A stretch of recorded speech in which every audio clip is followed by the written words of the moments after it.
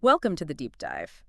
Today we're plunging into what feels like a classic clash, efficiency versus creativity. You've Right. probably heard that saying, efficiency kills creativity. It's catchy, yeah. It really is. Yeah. But is it actually that straightforward? That's exactly what we want to figure out. Our mission today is, well, to get past that simple idea and explore how they really interact. Sometimes they clash, definitely. But sometimes they work together in pretty surprising ways. Yeah. And understanding this is, I think, key if you want to quickly grasp a core tension in, well, any modern organization or field where new ideas are important. Absolutely. We've looked at discussions from business, psychology, organizational theory. And some real world examples too, right? Exactly. And what's fascinating right from the start is how often this conflict just boils down to how we define these terms. Too narrowly, usually. Okay, good point. So let's get straight to it then. What do we actually mean by efficiency and creativity? Seems obvious, maybe, but sounds like there's more to it. Oh, definitely. So efficiency at its heart is about, maximizing output with minimum input, getting the most out with the least in. Okay. So whether that's a company boosting profits by making its processes smarter, or someone finding a clever solution faster, or just a team hitting goals without wasting stuff. The principle's the same. More out, less in. Precisely. Drucker had that great distinction. Efficiency is doing things right. Effectiveness is doing the right things. Ah, right. You can be super efficient at making, I don't know, buggy whips, but if nobody wants them. Exactly. Not very effective.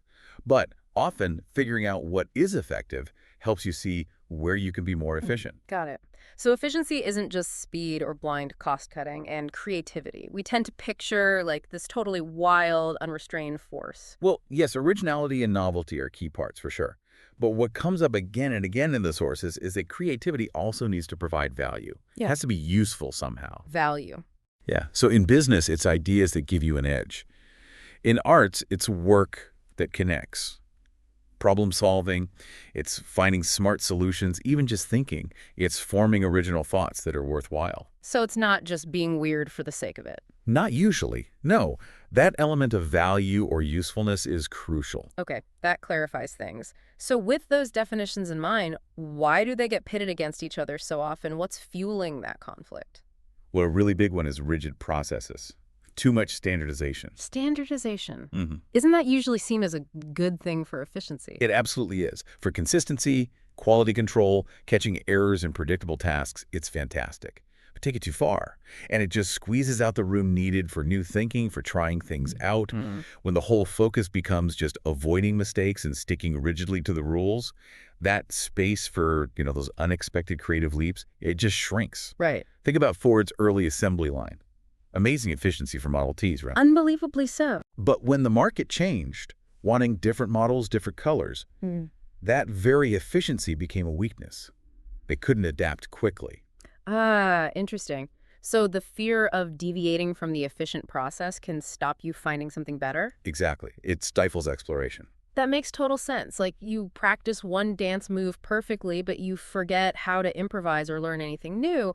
What else? What's another way efficiency can put the brakes on creativity? Time pressure. That's a huge one. Deadlines, yeah. Everyone has those. Right. But excessive time pressure or just badly managed pressure Yeah. can be really toxic for creative thinking. How so? Doesn't pressure sometimes make people more focused? It's tricky.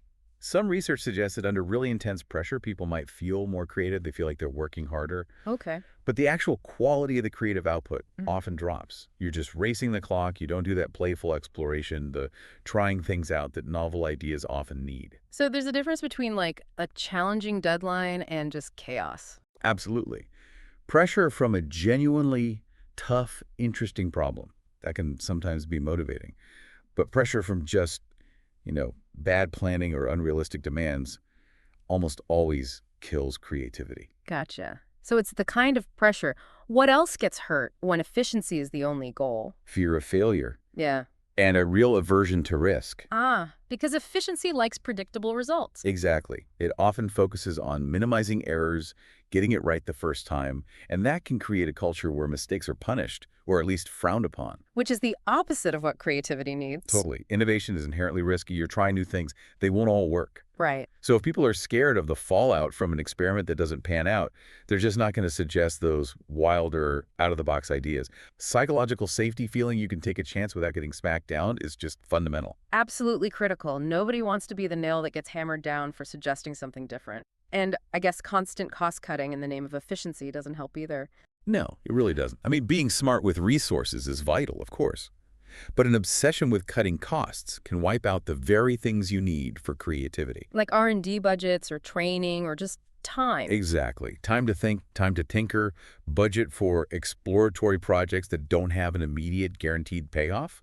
Oh. If you slash everything that isn't delivering right now, you're starving your future innovation. And it probably hurts morale too, right? Definitely. Cut too deep, people get stressed, overworked, productivity can drop, turnover increases. That hurts both efficiency and creativity long term. There's this idea of eliminating slack, unused time or resources for efficiency. Yeah, that sounds efficient. But that's slack. That's often where the unexpected ideas pop up, where connections get made. Okay, so it really sounds like a very narrow, maybe short-sighted view of efficiency is the enemy here, not efficiency itself. That's a great way to put it. Because our sources also argue they can work together, right? They aren't doomed to fight. Absolutely not. And this is where the narrative gets much more hopeful and interesting. When you define efficiency more broadly, like smartly managing resources, it can actually free up space for creativity. How so? Well, think about it. If you automate the really boring, repetitive stuff or streamline clunky workflows, Right? that frees up people's time and, just as importantly, their mental energy. They can then focus that energy on the harder, more complex, more creative challenges. Okay, that makes sense. Less drudgery, more brain power for the interesting stuff. And also smart resource allocation. If you're efficient in area A, maybe you can consciously decide to channel those saved resources, time, money, people into area B, which has high potential for innovation. So efficiency creates the capacity for creativity, like decluttering your workspace so you can actually think. Exactly. And what about structure? We usually think of structure as the enemy of free-flowing creativity, don't we? Yeah, rules, processes, Yeah. seems counterintuitive. But not necessarily. Okay, rigid bureaucratic structures, yes, they stifle. But the right kind of structure can actually be a scaffold for creativity. Like what? Clear goals, maybe defined roles so people know what's expected, good communication. These things can give creative teams focus. They help channel that energy effectively instead of having it dissipate. Okay.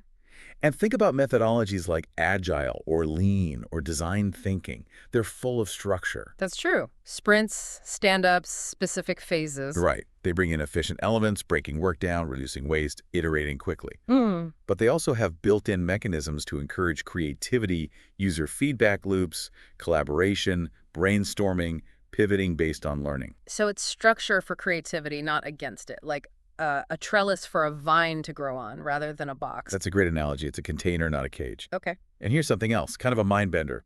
Constraints. Limitations themselves can actually boost creativity. Wait, constraints helping creativity? That seems backwards. How does that work? Well, think about it. If you have infinite options, it can be overwhelming. A limitation can force you to stop looking at the obvious path and search for more unconventional solutions. Huh. Fewer resources might push you to be really ingenious with what you do have. Constraints can narrow your focus in a good way, allowing you to dig deeper.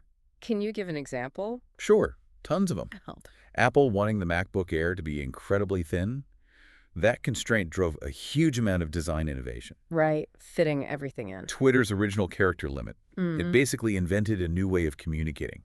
Dr. Seuss apparently wrote Green Eggs and Ham on a bet that he couldn't write a book using only 50 unique words. Wow. Okay. That's powerful. The key, though, is that these constraints feel like interesting challenges within a supportive context, not just arbitrary roadblocks from management trying to control things. That makes a huge difference, I bet, the attitude towards the constraint. This is fascinating. So we've got the theory.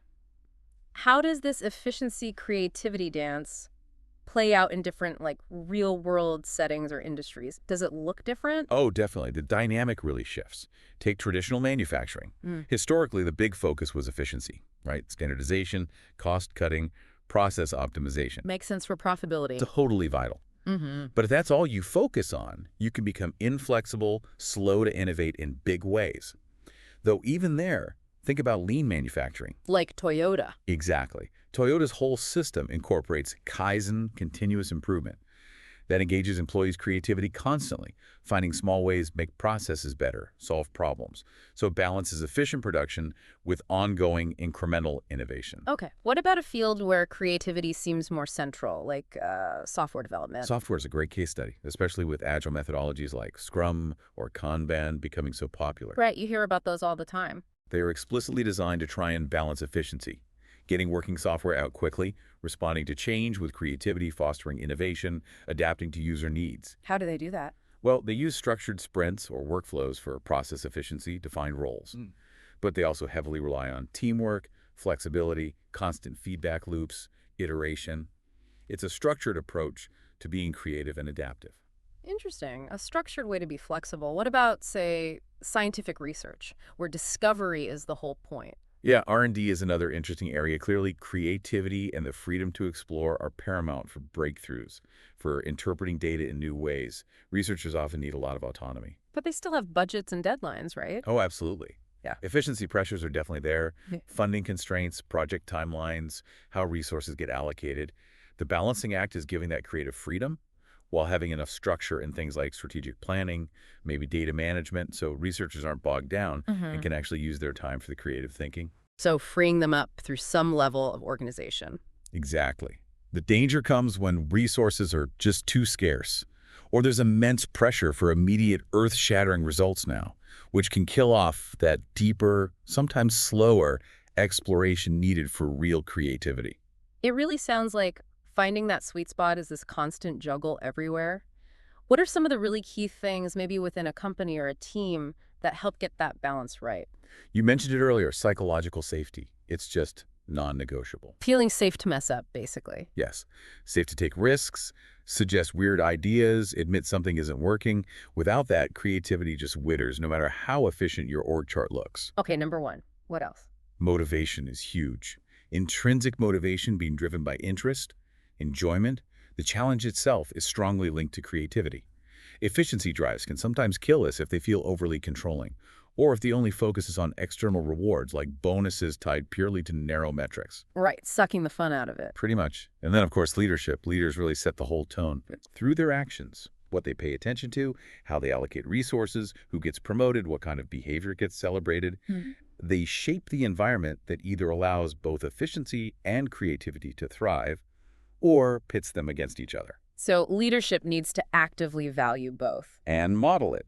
And then there's how teams actually work together. In dynamics. Incredibly important. It's often less about having a team of individual geniuses and more about how they interact. Ah, interesting. Open communication, shared goals everyone understands, supporting each other, that psychological safety again. All crucial for teams to be both efficient and creative. If you introduce efficiency measures that damage those dynamics, like, say, fostering cutthroat internal competition, Yeah. you might undermine creativity completely. Okay, this has been super insightful. So if we had to sort of boil it down, what's the main message we should walk away with? I think the core takeaway is that efficiency and creativity, they are not inherently enemies. That conflict we perceive so often. It usually comes from a pretty narrow definition of efficiency and from specific ways it's implemented, often without enough thought. Right, so it's not efficiency itself, it's how we pursue it. Precisely.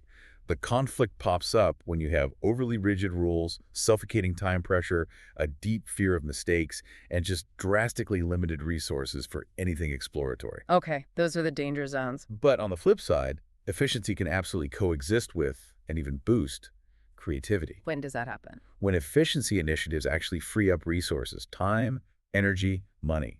When structure provides a flexible framework, not a cage.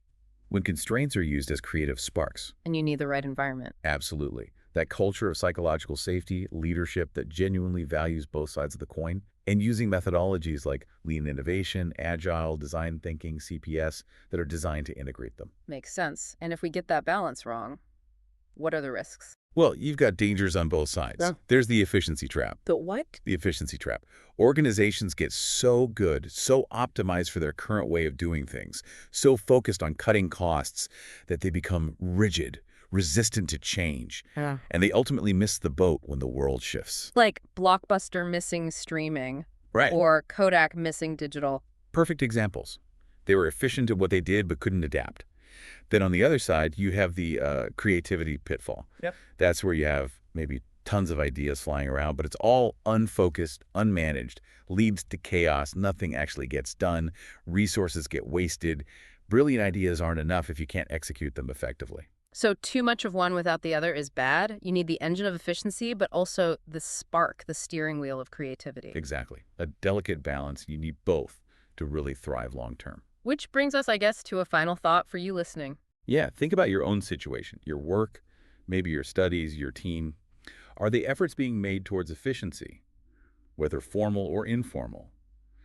Are they actually helping, or are they maybe hindering the potential for new ideas, for fresh approaches? Good question. And maybe ask yourself, what's one small change, one little adjustment that could nudge the balance? Tip it towards a bit more synergy between getting things done well and coming up with the right things to do in the first place. Finding that dynamic sweet spot. Lots to think about there.